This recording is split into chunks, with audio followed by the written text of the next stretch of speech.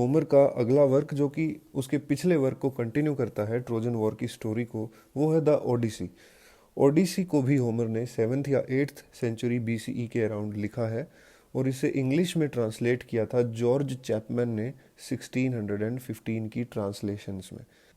Iliad की तरह ही ओडिसी को भी होमर ने डैक्टिलिक हेक्सामीटर में लिखा है, और जिस तरह पहला पार्ट बताता है ग्रीक्स और ट्रोजन्स की लड़ाई को, उसी तरह जो दूसरा पार्ट है ओडिसी, ये बताता है ग्रीक हीरो ओडेसियस की कहानी को।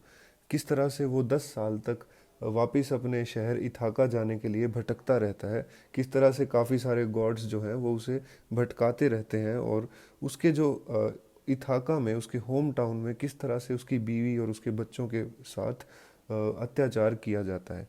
तो जो पहली 4 किताबें हैं उनमें जिक्र है उसके बेटे टेलीमैकस का, और इसीलिए उन 4 किताबों को मिला के टेलीमैकी नाम से भी जाना जाता है।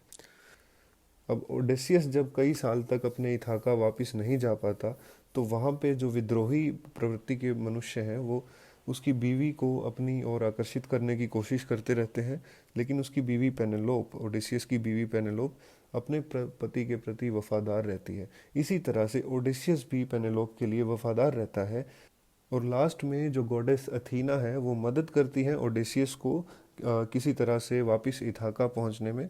तो वहाँ पे जाके ओडेसियस अपने सभी उन विद्रोहियों को मारकर और वापस गद्दी पर बैठ जाता है। इस वर्क के बारे में डिटेल में पढ़ने के लिए आप नीचे दिए गए लिंक पे भी जा सकते हैं। Thank you.